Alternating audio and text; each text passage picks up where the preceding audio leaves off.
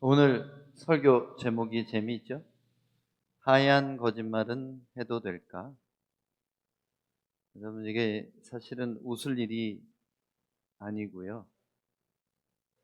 믿는 자에게는 심각한 질문일 수 있습니다. 그래서 우리 말씀을 잘 듣기 위하여 잠시 한 번 더 기도하겠습니다. 하나님, 약속대로 우리에게 성령을 주셨습니다.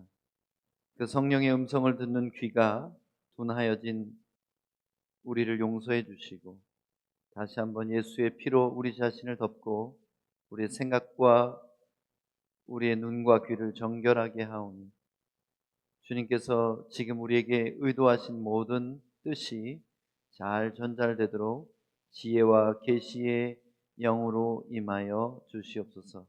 예수님 이름으로 기도합니다. 아멘. 오늘 본문은 요즘 하고 있는 우리 교회 묵상을 따라오지 않으신 분들은 설명이 많이 필요합니다. 그렇지만 묵상 본문을 계속 묵상하고 읽으시는 분들은 오늘 제 설교를 쉽게 이해하실 수 있을 것입니다. 다윗의 아들 압살롬이 배다른 형제가 자기 여동생을 강간한 사건 때문에 그를 꼬여내서 죽이고 왕자들 가운데 피비린내 나는 살육이 벌어졌어요. 그 이후에 압살롬이 멀리 유배를 가 있다가 요압이라는 장군의 간청과 계략으로 압살롬을 다시 예루살렘으로 데려오도록 합니다. 근데 돌아온 압살롬은 자기 형제를 죽인 죄를 지고 자숙하며 지냈으면 좋았을 텐데 그렇게 하지 않고 백성들의 마음을 아버지 왕으로부터 자기에게로 돌리려는 치사한 계략을 수년간 그렇게 행하면서 모든 장군들과 또 신하들의 마음도 훔쳐가기 시작합니다. 그리고 때가 되었다고 믿는 그 순간 압살롬은 드디어 반역을 일으켜 스스로 왕이라고 선포하고 아버지를 몰아내기에 이른 것입니다. 그래서 아버지 다윗은 맨발로 머리를 가렸다, 이런 말은 수치스럽다는 표현입니다. 이스라엘 사람들이 자기 머리를 이렇게 가린다는 것은 나는 정말 수치스럽다, 그런 의미예요. 맨발로 감람산을 울며 넘어갔어요. 피난길에 올랐습니다. 다윗 왕을 끝까지 쫓는 충신들과 백성들이 다윗을 따라서 긴 행렬을 이루고 피난에 올랐어요. 백성들 똑같이 다윗처럼 머리를 가리고 울면서 하나님이 세우시고 주신 왕권을 찬탈당한 그 비통함 속에 피난길에 올랐던 것입니다. 이렇게 피난하고 있는 때에 후세라는 충성스러운 사람이 함께 가기를 청합니다. 근데 다윗 왕은 함께 가기를 허락하지 않습니다. 요 바로 직전에 사독이라는 제사장과 아비아달이라는 제사장이 언약궤를 메고 다윗과 같이 피난을 하려고 해요. 그랬더니 다윗 왕이 뭐라고 하냐면, 언약궤를 메고 나와 함께 도망하지 말아라. 너희는 그대로 남아서 압살롬 밑에 복종하는 척하면서 너희 두 아들을 첩자로 모든 압살롬의 일거수일투족을 나한테 보고하도록, 그렇게 압살롬의 의심을 사지 않도록 거기 머물러 있어라. 언약궤가 나와 함께 가지 않더라도 하나님이 이 반역이 하나님 뜻이 아니라면 내가 반드시 돌아오게 될 것이고, 혹여라도 하나님 나를 버리시고 나를 벌하셔서 압살롬에게 나라를 주신 거면 내가 그것을 어떻게 거스릴 수 있겠느냐. 이거는 굉장한 믿음의 말이에요. 이 부분은 참 좋았습니다, 다윗이. 그런데 압살롬에게는 반역에 동참한 지략가가 하나 있었어요. 꼭 삼국지에서 보면은 사마의나 제갈공명 같은, 삼국지 안 읽으셨죠? 예, 안 읽으신 분이 많을 것 같은데, 책사들 있잖아요. 책사. 전략을 잘 짜는 두뇌가 뛰어난 사람이에요. 전쟁에는 용감한 장수보다 더 전쟁의 승패를 좌우하는 사람들이 누구냐면 전략가들이에요. 근데 압살롬에게 붙어서 다윗을 배신한 뛰어난 전략가가 있었는데 그 이름이 아히도벨이었습니다. 그런데 아히도벨과 버금가는 전략가로서 다윗의 충신 후세라는 사람이 있었어요. 후세는 다윗을 쫓아가기를 원했지만 다윗은 다 생각이 있었죠. 나는 반역자 압살롬에게 있을 수 없고 당신을 죽기까지 따라가겠습니다. 이러는 말을 하는 후세에게 내게 생각이 있으니까 거짓으로 압살롬에게 투항해서 그에게 충성하는 척해라. 그리고 너는 제사장들의 두 아들에게 그 모든 사실을 내게 알려줄 수 있도록 그렇게 간첩 노릇을 하라. 그리고 압살롬의 모사로 있는 그 뛰어난 전략가인 아히도벨의 작전을 망가뜨릴 거짓 작전을 압살롬에게 제시하고 그리고 그 내용을 나한테 전달해 주어라. 이렇게 이중 간첩을 심었습니다. 다윗이. 이중 간첩을 벌써 제사장들 그리고 후세라는 사람을 간첩으로 심었어요.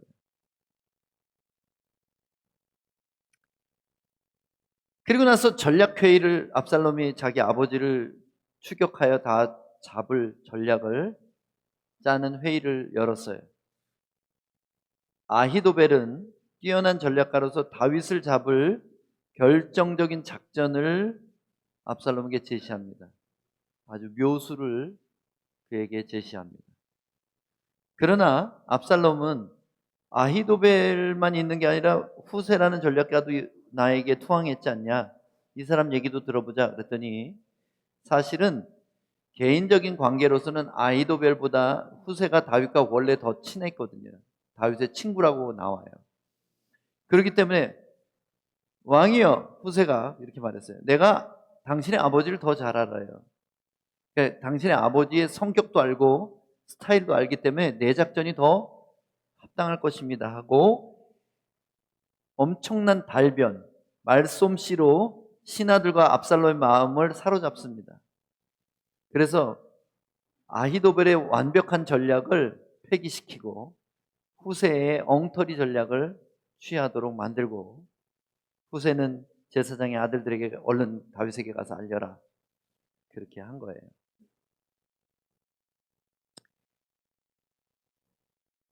근데 후세가 압살롬에게 아첨을 하면서 마치 그에게 충성할 것처럼 그렇게 마음을 사게 되고 거짓으로 속여서 압살롬의 전략을 망쳐버리고 맙니다. 어떻게 됐어요? 후세의 전략대로 압살롬이 앞장서서 온 군대를 끌고 나갔다가 요압 장군의 부대와 부딪혔을 때 어떻게 됐습니까?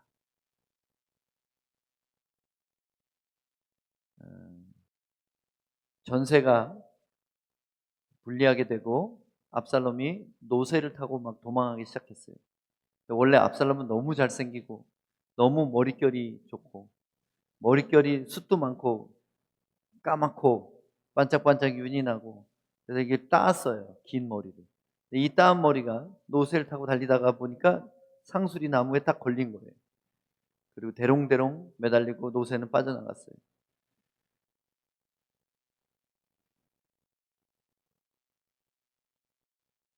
그 보고를 들은 요압 장군이 병사에게 너 왜 안 죽였냐? 요압을 당장에 찔러 죽이지. 그랬더니 당신의 왕 다윗이 부탁하지 않았습니까? 압살롬을 죽이지 말라고. 내가 그렇게 죽여서 벌을 받느니 차라리 그 일을 하지 않겠습니다. 근데 요압이 나는 더 이상 기다릴 수 없노라. 다윗의 부탁을 친히 받았음에도 불구하고 요압은 자기의 이종 사촌이었던 압살롬을 창 3개를 가지고 와서 옆구리를 찔러버렸어요. 그리고 요압의 부하 10명이 삥 둘러서 다 한 번씩 찔러요. 그리고 나무에 매단 채로 쳐 죽입니다. 그리고 돌무더기에 던져놓고 돌무더기를 쌓아서 그곳에 압살롬이 살아있을 때 자기를 위하여 세운 비석, 얼마나 교만해요. 스스로 자기를 위하여 기념비를 세웠잖아요. 그 비석을 거기에 두고 그것이 나중에 압살롬의 묘라고 그게 사람들이 걷게 됩니다.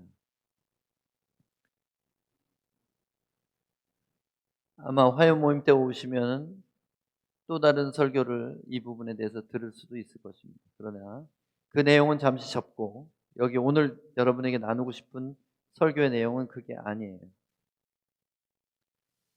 제가 여러분과 나누고 싶은 말씀은 바로 이것입니다.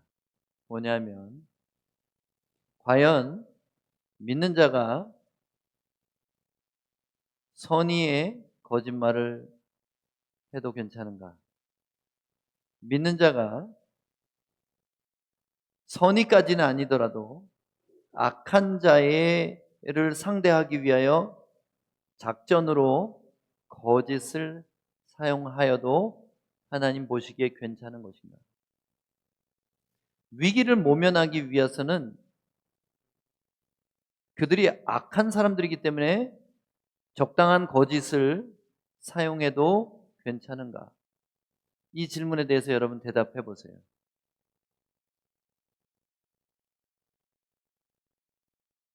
저는 20대 후반부터 제가 하나님께 질문했던 것 같습니다. 20대 후반부터 30대까지 계속 10년 동안 이 질문을 했었던 것 같아요.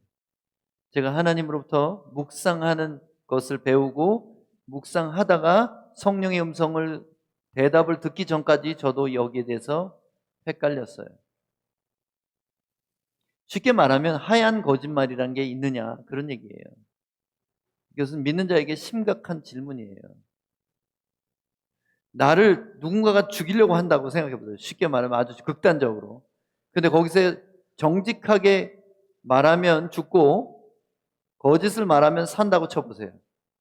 그럼 여러분 정직하게 말하고 장렬하게 죽을 수 있냐는 거예요. 있어요, 없어요? 쉽게 말 못할걸요? 네, 쉽게 말 못할 거예요. 여기서 후세는 이중간첩 노릇했고 스파이죠, 스파이. 믿는 사람이 스파이 해도 돼요? 누굴 속이고 누군가를 거짓으로 마음을 사고 그를 망하게 하려고 침투해서 간첩 노릇을 해도 되냐는 거예요. 여러분 만약에 세상에서 대충 살던 사람에게는 이게 고민거리가 아닐 수도 있어요. 슬쩍 거짓말을 해서 할인을 받고 조건이 안 되는데도 이득을 보기 위해서 슬쩍 눈속임하고 우리 부모들이 그렇게 살았고요. 어쩌면 우리도 그렇게 과거에 살았을지도 모릅니다. 남들도 더 하는데 내가 이 정도 하는 게 정말 하나님 앞에 무슨 문제가 되겠는가? 또 주일날 가서 눈 찌그려 감고 회개하오니 하나님의 자녀부터처럼 못 살았사오니 용서하여 주소서 하면 아무 문제 없을 텐데 이 정도는 그냥 괜찮은 거 아닌가? 어차피 나는 타락한 세상에 살고 있지 않은가? 이렇게 하고 살았을지도 모릅니다. 그러나 우리가 하나님을 경외한다고 할 때 이것은 중요한 문제거리가 될 수 있다는 것입니다. 남들도 다 그러는데, 남들은 나보다 훨씬 더 하는데 내가 이 정도 하는 게 뭐가 문제인가? 우리가 성경을 읽으면서 혼돈되는 부분이 바로 이거예요. 성경의 역사서는 선과 악에 대한 평가가 별로 없다는 거예요. 이게 옳은 일이었는지 나쁜 일이었는지에 대해서 일일이 다 말하지 않는다는 겁니다. 그래서 헛갈리죠. 심지어 어떤 목사들은요, 다윗처럼 하라고 가르칩니다. 다윗처럼 지혜롭게 이렇게 후세 같은 스파이와 제사장들을 심어서 악한 자의 꾀를 이겨라.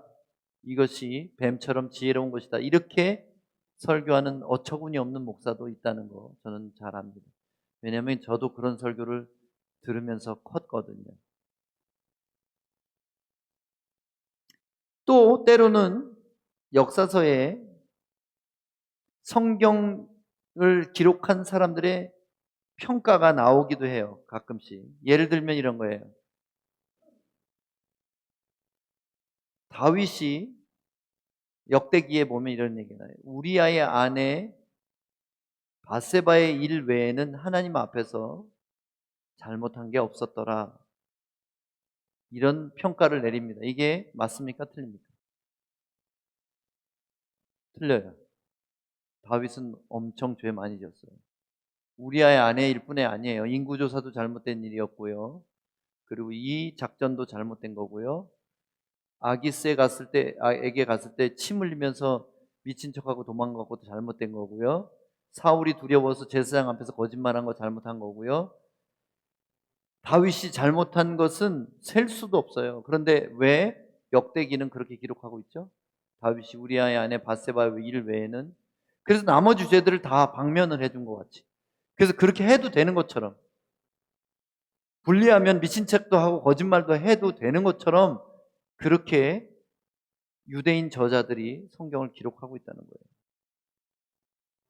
이 평가가 정당하냐는 거예요. 성경이 하나님의 말씀이라 하여 1.1획도 틀림이 없습니까?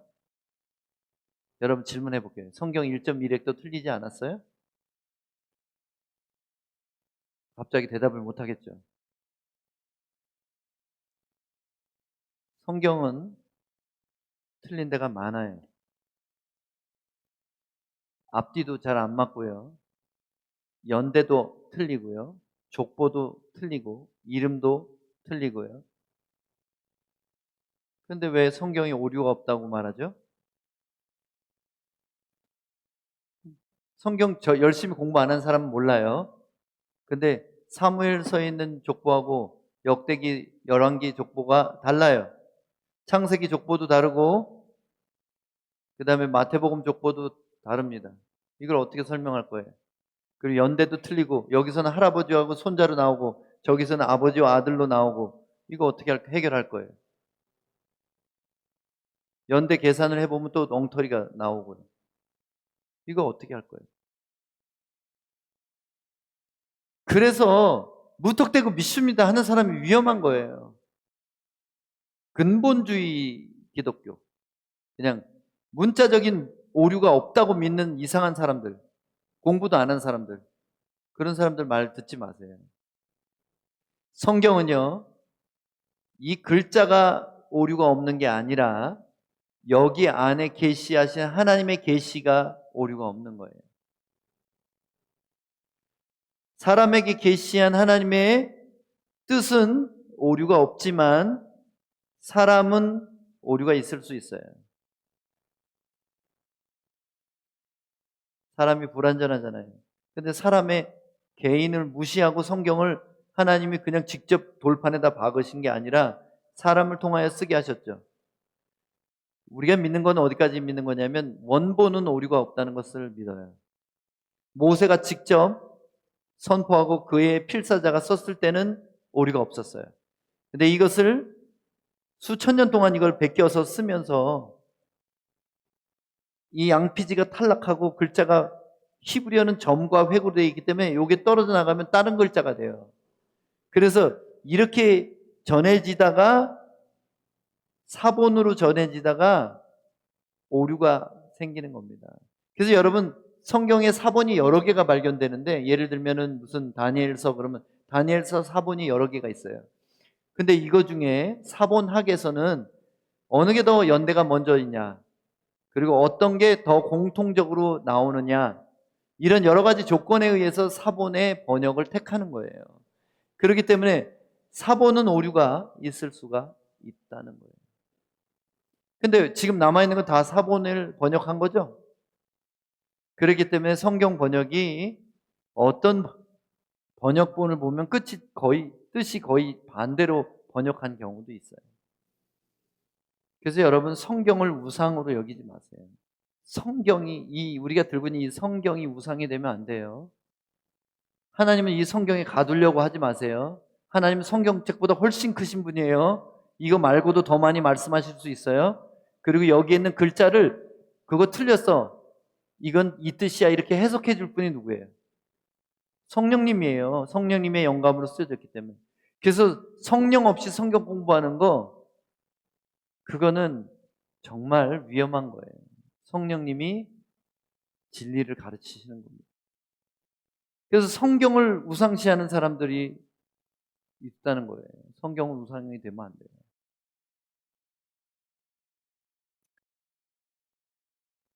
그래서 무슨 뜻입니까, 제가? 계시의 무오성, 계시는 오류가 없다, 이걸 믿는 거예요. 문자의 무오성을 믿는 어리석은 신앙을 갖지 말라는 거예요. 하나님의 계시는 오류가 없어요. 그리고 성령의 해석도 완벽합니다. 그렇기 때문에 성경을 가지고 우리는 이 불완전한 사본을 번역한 성경을 가지고 묵상해야지 알 수가 있는 거예요. 성령이 스승이 되셔서 진리를 풀어주셔야 마음이 뜨거워질 수 있는 겁니다. 만약에 성경을 인본주의적으로 학구적으로만 공부한다면 여러분은 성경을 열심히 공부하고 나서 하나님은 없다고 말할 수도 있어요.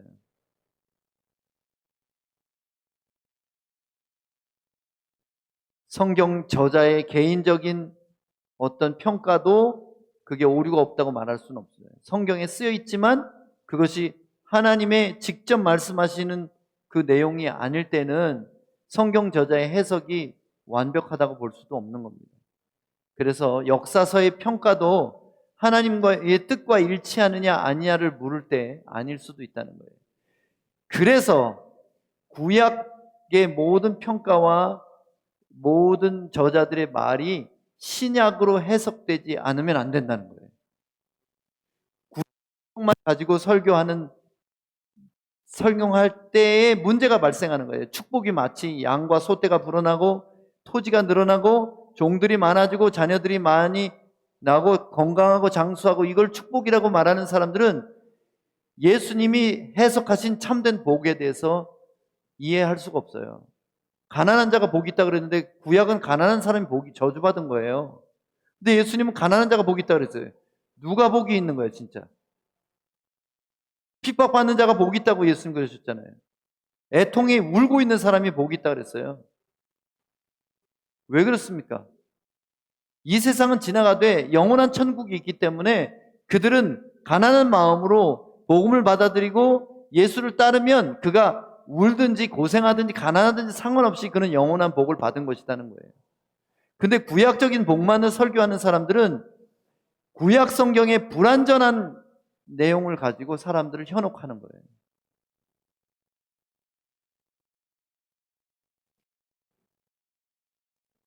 하나님은 밧세바의 일만 잘못했다고 평가하지 않을 수도 있습니다. 그러나 성경의 역사서의 저자들은 그렇게 평가했을 수도 있다는 거예요. 한 가지 더, 사무엘서의 저자는 사무엘입니까 아닙니까? 제가 물어볼게요. 사무엘이 저자하면 자기가 죽은 다음에 일을 어떻게 이렇게 잘 썼을까? 사무엘이 다윗 왕의 일을 어떻게 알아? 다윗이 왕 되기 전에도 죽었는데.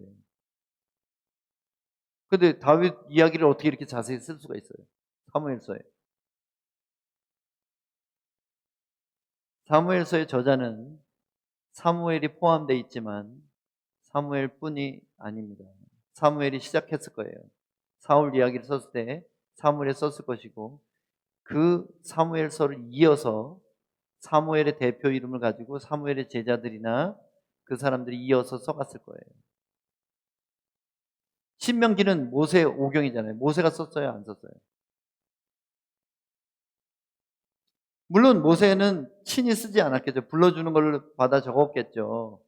그런데 신명기 맨 끝에 읽어보셨어요? 이후로는 모세처럼 뛰어난 선지자가 나타나지 않았다, 이런 얘기를 썼어요. 자기가 죽은 얘기 쓰고 죽은 다음에 이야기를 썼어요. 그럼 잠깐 일어나가지고 쓰고 다시 갔어요? 아니죠. 누군가의 에필로그를 붙였다는 거예요.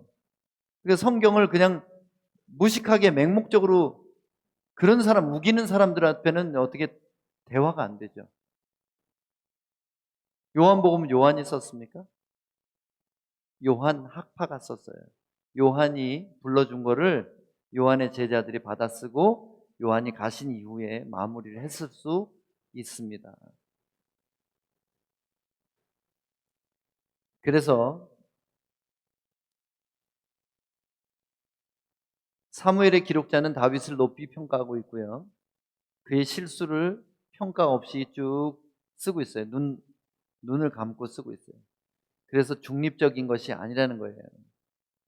그러나 하나님은 그것을 무시하지 않으셨습니다.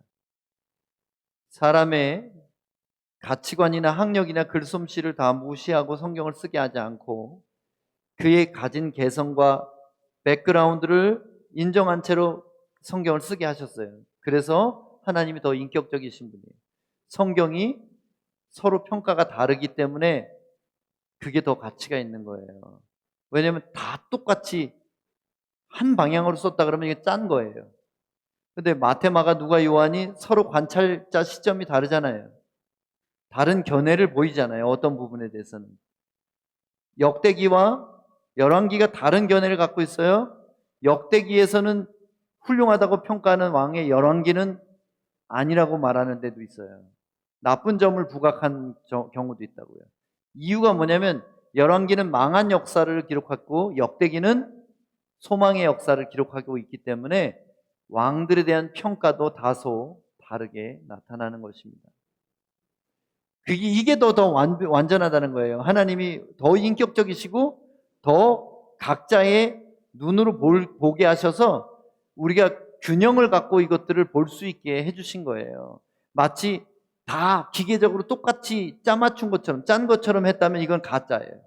그러나 오히려 서로 맞지 않는 것, 기억이 정확하지 않을 수도 있고 어떤 관점이 다를 수도 있고 이걸 그냥 인정하셨다는 거예요.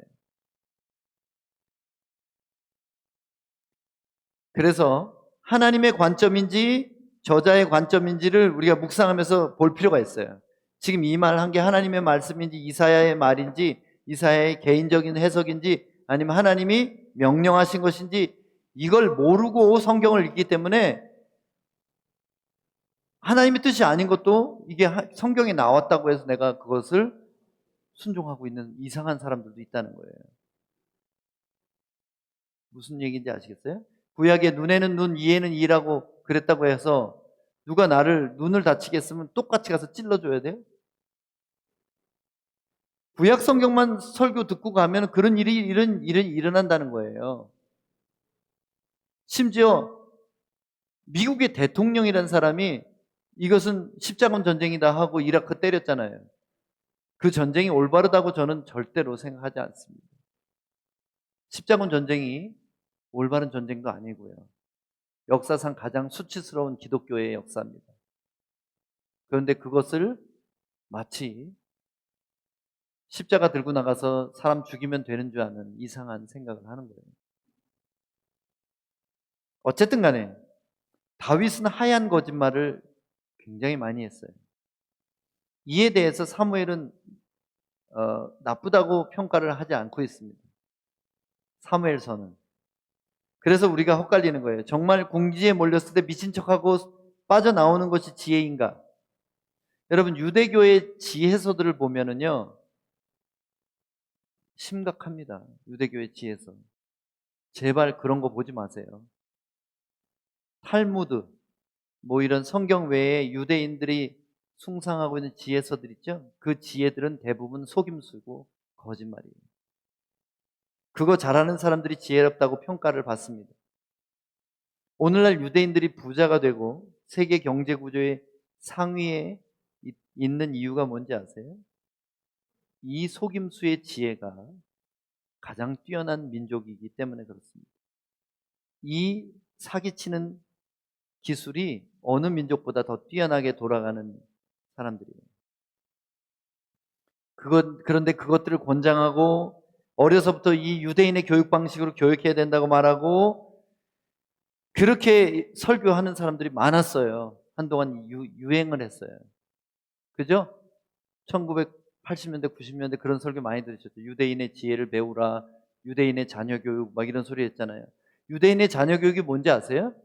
고급 사기꾼 되는 거예요. 고급 사기꾼. 여러분 영화 쉰들러스 리스트를 한번 보신 적 있어요? 유명한 영화죠. 쉰들러라는 사람이 유대인 포로를 많이 건져줬죠. 근데 거기 보면 아우슈비츠 수용소에서 일어난 사건 하나가 나옵니다.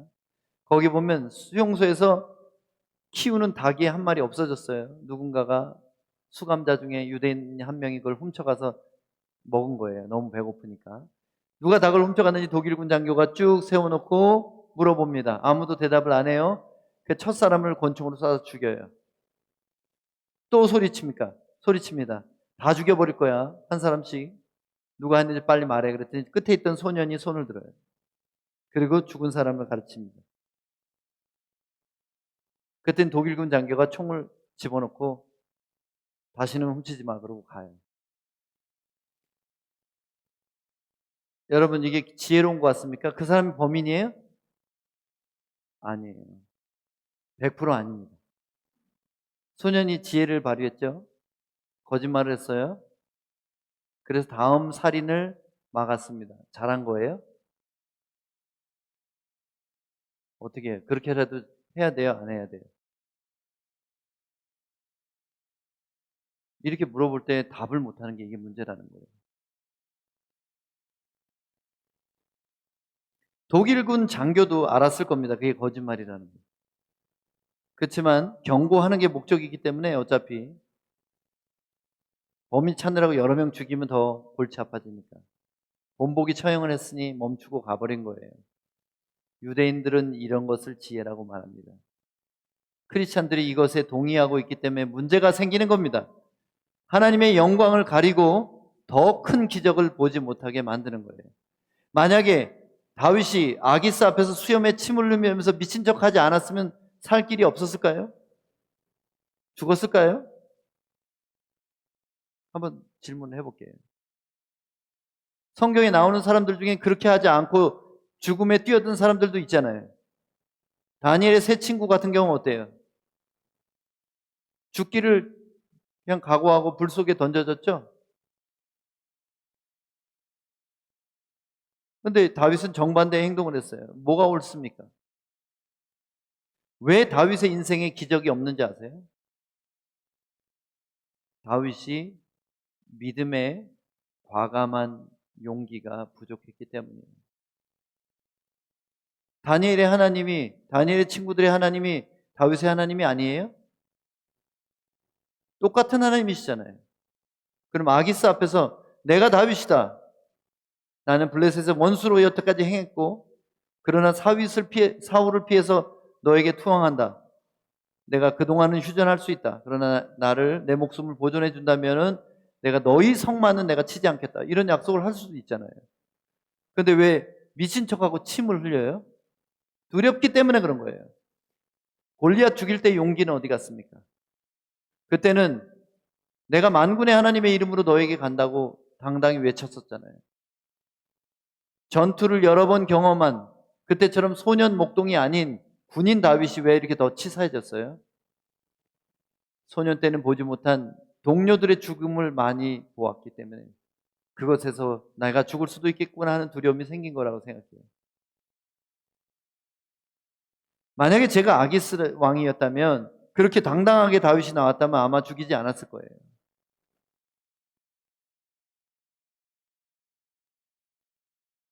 만일 아기스가 다윗을 죽이려고 했다면, 다윗이 그렇게 믿음으로 정직하게 말했을 때 죽이려고 했다면 어떻게 했을 것 같아요? 하나님이 초자연적인 방법을 동원해서라도 다윗을 보호하지 않으셨을까요? 우리의 믿음이 좀 더 순진해져야 됩니다. 믿음의 크기에 따라서 기적을 보기도 하고 수치스럽게 위기를 모면하기도 하는 겁니다.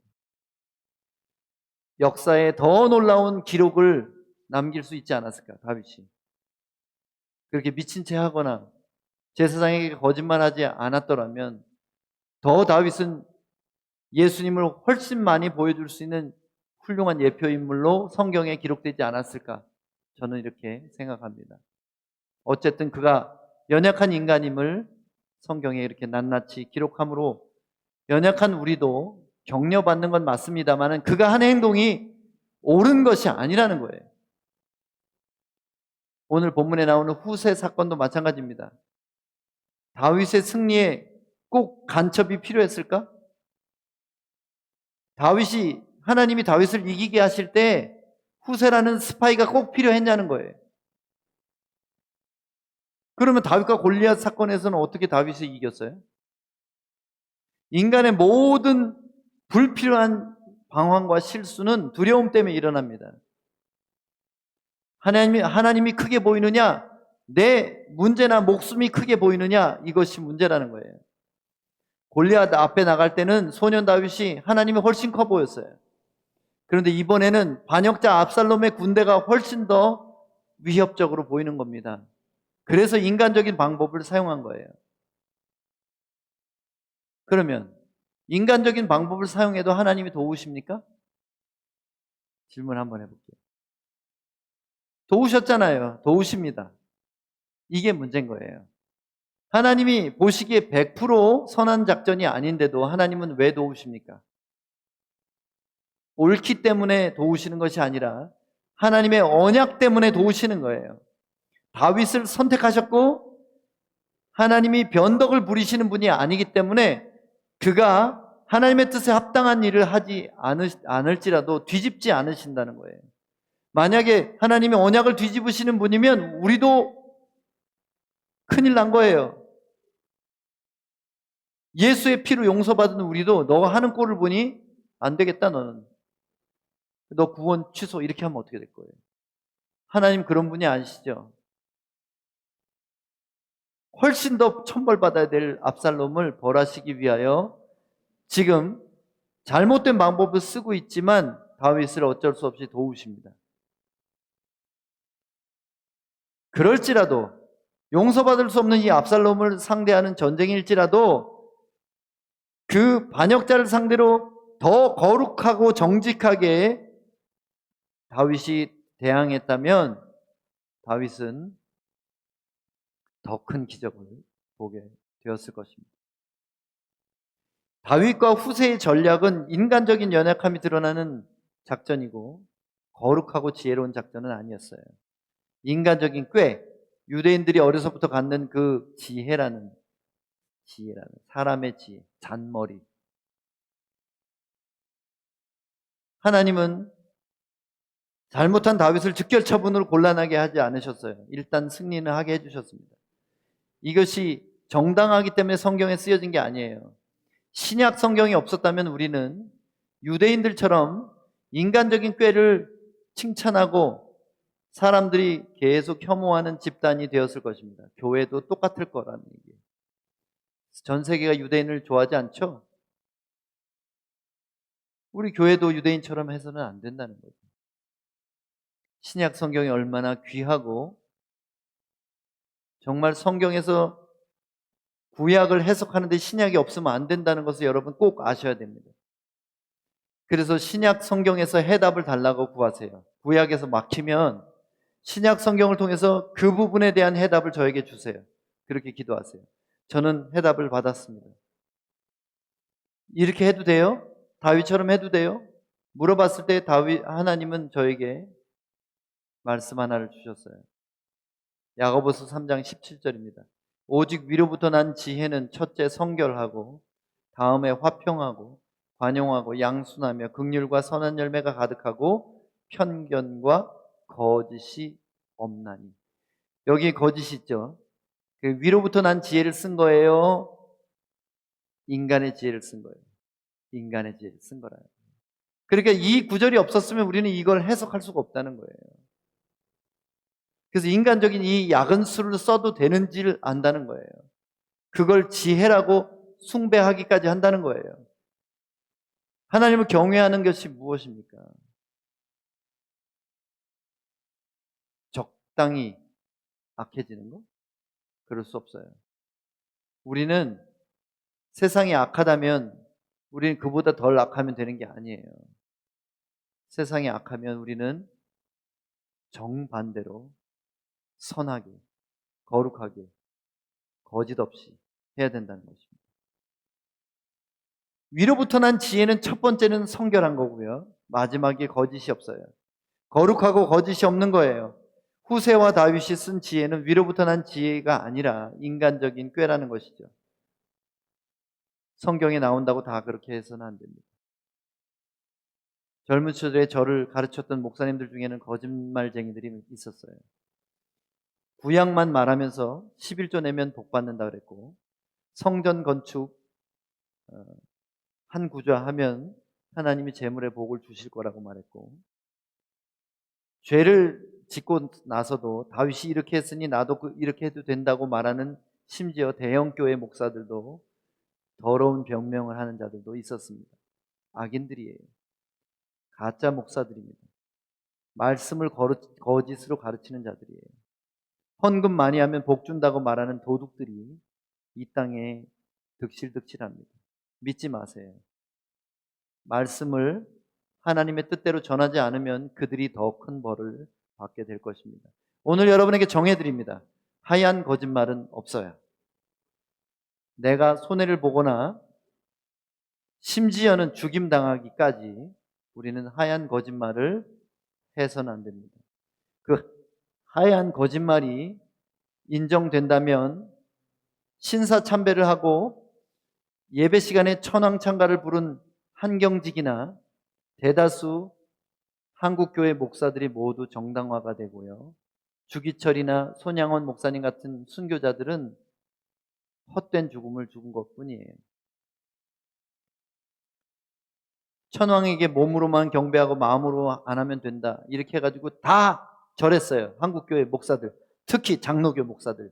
전부 다 종탑을 떼어가지고 일본군에게 바치고 숟가락까지 다 걷어가지고 총알 만들게 바쳤습니다. 찬송가가 아닌 천왕창가를 예배 시간에 불렀다는 거예요. 그리고 젊은이들아, 황제를 위하여 목숨 바쳐 전쟁에 나가라. 목사들이 그렇게 설교했어요. 다 그렇게 말 안 하죠? 자기 교단은 안 했다고 거짓말하죠? 천만의 말씀. 제가 그 역사책을 한번 읽어보세요. 한국교회 친일사라는 책을 한번 읽어보세요. 나쁜 인간들 많습니다. 그래서 지금 한국교회가 망한 거예요. 썩은 거예요. 불의를 불의라고 말하지 않고 동조하는 교회가 된 겁니다.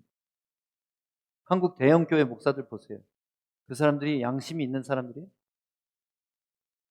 무슨 주제로 설교를 하고 그렇게 뭐 10만, 100만이나 유튜브로 보는 설교 그런 거 보지 마세요. 그 쓰레기들이에요. 다. 보지 마세요. 무슨 목사가 유명하다고? 무슨 교회, 강남의 어떤 교회? 그 사람들 다 지옥 갈 사람들이에요. 그렇게 하면 안 돼요. 어떻게 교회가 불의한 편에 설 수가 있어요? 어떻게 무당의 편에 설 수가 있어요? 어떻게 빨갱이 타령하면서 혐오를 조장하고 어떻게 폭력을 정당화합니까? 정신 차려야 돼요.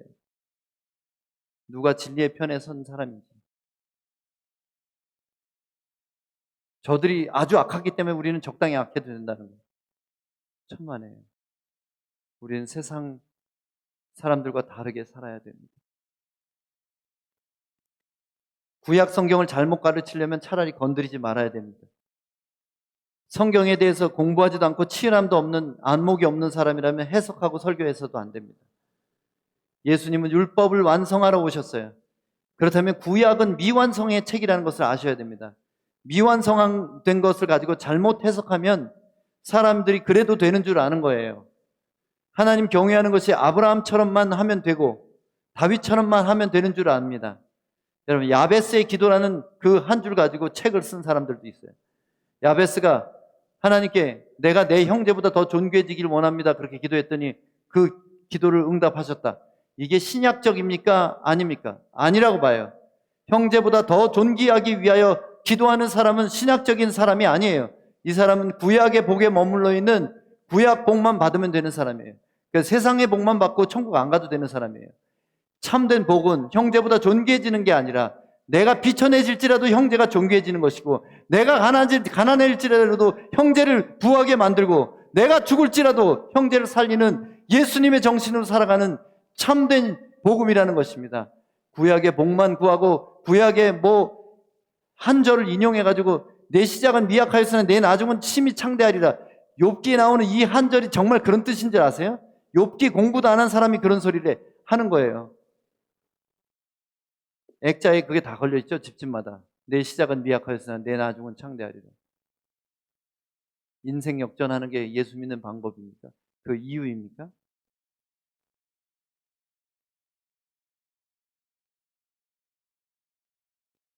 아브라함도 실패 많이 했고 다윗도 잘못을 많이 했어요. 결함이 많은 사람들이었습니다. 구약의 여러 사람들을 우상화하고 그들을 설교하는 사람들, 정말 바보 같은 사람들이에요. 설교를 그렇게 마무리하면 안 됩니다. 거기에서 그들을 통해서 완전한 모델이신 그리스도를 소개하지 않으면 안 돼요. 모든 설교는 예수 그리스도 중심의 설교가 되어야 됩니다. 우리의 흠없는 모델은 예수밖에 없어요. 다윗도 엉터리고 아브라함도 틀렸습니다. 모든 손이 예수 그리스도를 가리켜야 돼요. 그게 참된 설교예요. 그래서 결론은 늘 똑같은 것 같지만 그렇지 않습니다. 모든 설교의 내용에 있어서 예수를 따르자고 하는 결론이 나지 않으면 그것은 이 시대에서 잘못된 설교라는 겁니다. 모든 인물이 완전해서 성경에 기록된 거 아닌 거 아시죠? 역사서를 볼 때 정신 차려야 됩니다. 역사서에는 선악간의 평가가 없다는 거예요. 성령님께 이 오랜 질문을 했는데 야고보서 3장 17절을 응답해 주신 것처럼 여러분이 어떤 질문이 생겼을 때 저한테 물어봐도 좋지만 성령님과 대화를 하세요. 그래서 이 구약에 풀리지 않는 의문에 대해서 저에게 신약으로 알려주세요. 성령의 뜻을 명확히 가르쳐 주세요. 하나님이 이 구절을 주면서 저에게 들려주신 음성이 뭐였는지 아세요? 나도 다윗처럼 이렇게 돼요. 이거를 묵상을 여러 번 했기 때문에 이걸 꾸준히 물어봤어요. 어느 날 대답하셨어요. 네가 내 앞에서 정직하다면 더 큰 기적을 보게 될 것이다. 다윗은 실패했으나 너는 성공하여라.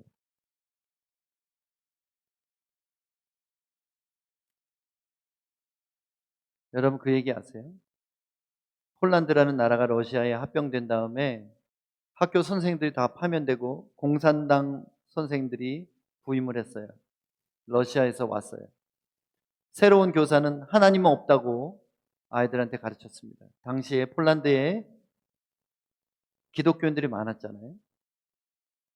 공산주의는 무신론을 가르치기 때문에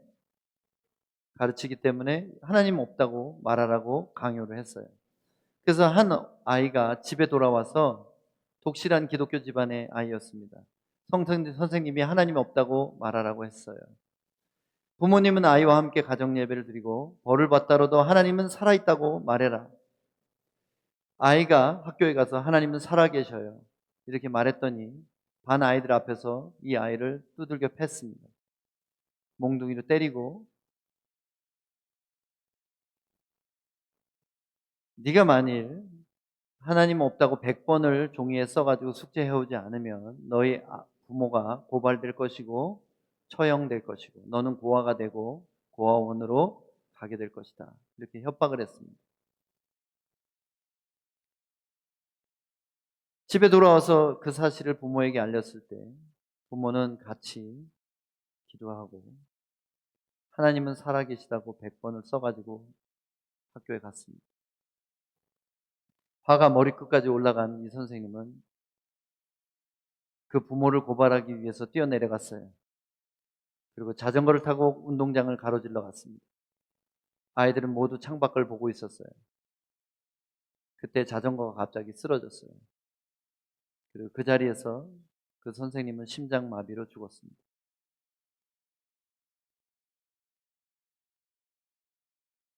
여러분, 이 아이나 이 부모처럼 하실 수 있겠어요?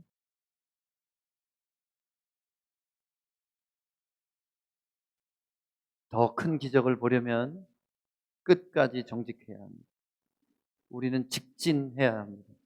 하나님을 인정하고 그분이 보고 계시다는 것을 더 두려워해야 돼요. 지금 내 목숨을 앗아갈 수 있는 이 사람보다 내 영생을 좌우할 수 있는 하나님을 더 무서워할 줄 알아야 돼요. 그러면 하나님은 필요하시다면 더 큰 기적으로 내 삶에 베풀어 주실 것입니다. 우리가 정직하면 초자연이 움직여요. 하나님의 전략은 5만 가지가 넘습니다. 두려움이 없을 때 하나님은 기적을 베푸시는 것입니다. 후세라는 사람을 스파이로 심지 않았어도 이전처럼 다윗이 하나님께 나가리까 말리까 이렇게 작전을 물었더라면 반드시 압살롬에게 압승하게 하셨을 것입니다. 어쩌면 후세의 작전을 쓴 벌이 분명히 성경에 있었어요. 뭘까요? 스파이를 심어서 전쟁에 승리한 벌. 뭐겠어요? 압살롬이 죽었어요. 자기 가슴이 찢어졌습니다.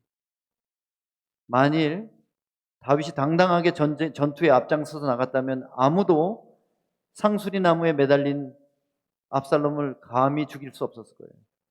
다윗이 안 나갔기 때문에, 요압 장군의 말대로 다윗이 안 나갔기 때문에 요압이 마음대로 한 거예요. 벌 받은 거예요. 다윗은 이미 벌 받았어요. 자식의 죽음을 봐야 하는 그 비참한 벌을 받은 것입니다. 만일 다윗이 나갔더라면 압살롬이 생포되고, 그리고 어쩌면 압살롬이 회개했을지도 모른다는 거예요. 근데 씻을 수 없는 벌을 받은 거죠.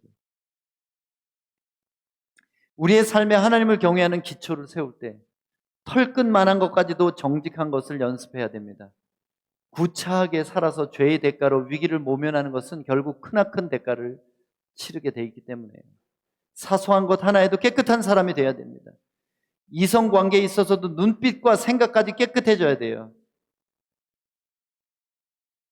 이성을 바라보면서 조금이라도 더러운 마음이 생겼다면 하나님께 바로 알려드리고 용서를 구해야 됩니다.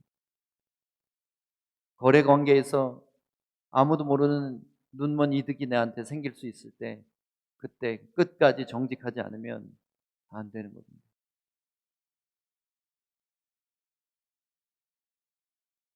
그렇지 않으면 하나님이 당장 나를 벌하지 않는다 해도 그 대가가 내 인생의 열매로 거두어지게 될 것입니다. 왜냐하면 사탄이 들어오는 문은 여전히 죄라는 문이에요. 내가 죄를 범하면 하나님은 그 죄 때문에 나를 지옥으로 보내지 않는다 해도 그 죄에 대한 대가는 사단이 반드시 요구하게 돼 있기 때문에 그렇습니다. 욥이라는 사람도 두려움이란 죄 때문에 그 모든 불행이 들어온 거예요. 욥이 의인이었으나 두려움이 있었다는 것이죠. 불완전한 믿음이에요. 여러분, 여러분의 삶에 누굴 두려워해야 돼요? 몸은 죽여도 영혼은 능히 죽일 수 없는 사람을 두려워하지 말고 몸과 영혼을 능히 영원한 지옥불에 던질 수 있는 하나님을 두려워하는 사람이 되어야 합니다. 하나님을 두려워할 때 우리는 정직할 수 있어요. 끝까지 정직할 수 있습니다. 다윗은 하나님의 지혜로 승리한 것이 아닙니다. 인간의 꾀로 승리했어요. 하나님의 언약이 변치 않아서 다행히 이겼지만 만일 정직했다면 압살롬을 잃어버리지 않냐고 그가 회개하는 것을 보는 은혜가 있었을지도 모릅니다. 그러나 인간적인 꾀로 인하여 결과적으로 아들이 반역자로 죽고 말았고, 밧세바 사건도 보세요. 다윗은 머리 잘 굴리는 사람이에요. 어린 시절에 탈무드 가르쳐라 이런 거 이제 하지 마세요. 유대인은 속임수, 사기 이걸 지혜라고 말합니다. 그 지혜를 담지 마세요. 유대인의 문제가 무엇인지 여러분 아시겠어요? 하나님의 선택한 백성이긴 하지만 속임수가 많은 사람들. 그럴 수밖에 없어요. 그래야지 살아남을 수 있었기 때문에. 그들이 얼마나 많이 학살을 당했습니까? 속여야지 살아남을 수 있기 때문에 아주 고급 사기술이 뛰어난 사람들이에요. 이런 것들, 탈무드의 지혜를 아이에게 가르치지 마세요. 목사들이 탈무드의 지혜를 설교할 때 정말 저는 깜짝 놀랍니다. 그것은 지혜도 아니고요. 설교도 아니에요. 유대인의 지혜를 절대로 배워서는 안 됩니다. 위로부터 난 지혜를 배워야 돼요. 성결하고 거짓이 없는 지혜를 배워야 합니다. 바로 성령이 주시는 지혜를, 거짓이 없이 정직한 지혜를 구해야 되는 겁니다. 내가 변명하고 싶을 때, 거짓말로라도 이 위기를 모면하고 싶을 때가, 그때가 기도할 때예요. 하나님 나에게 정직할 수 있는 용기를 달라고, 하나님 나에게 정말 순교자의 마음을 주셔서 이 때를 넘어가게 해달라고. 하얀 거짓말은 없습니다. 우리의 불신앙과 두려움이 있을 뿐이에요. 하얀 거짓말은 없어요. 우리의 불신앙과 두려움이 있을 뿐입니다. 하나님을 경외함으로 순교자들처럼 다시요. 하얀 거짓말은 없어요. 우리의 불신앙과 두려움이 있을 뿐.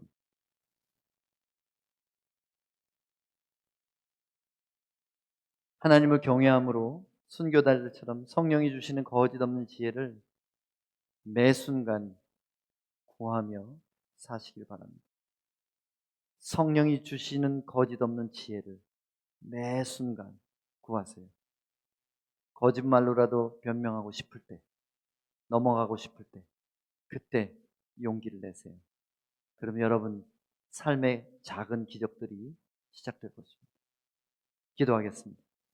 하나님, 다윗이 밧세바 사건 이후에 기도한 내용에 보면 정직한 영을 새롭게 해달라고 기도하고 있습니다. 하나님, 우리에게 필요한 것이 바로 그것이었습니다. 우리 성도들이 죽기까지 정직한 영으로 살아가게 도와주시옵소서. 거짓을 말하고 싶을 때마다 이 설교가 생각나서 마음을 치게 하시고 곧 용기 있게 정직을 말하는, 그래서 하나님의 지혜를 가진 자로 살게 도와주시옵소서. 예수님 이름으로 기도합니다. 아멘.